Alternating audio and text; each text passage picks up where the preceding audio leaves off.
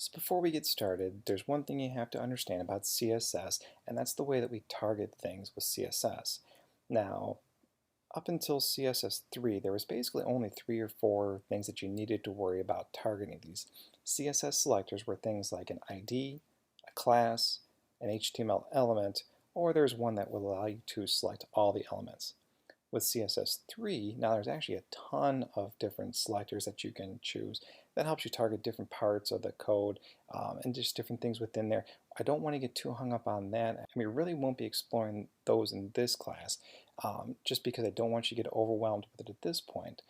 That's something more for an advanced CSS class, but at the end I will be showing you where you can find out more about those selectors. Now what these selectors do is to help you define your web page and allow you to target certain items on the page easier. Now that may not make a whole lot of sense right now, but as we get into the class, just keep those things in mind. We'll be working most of these CSS selectors throughout the entire course, so just understand those are the things that you're going to want to pay attention to as we move forward in this class.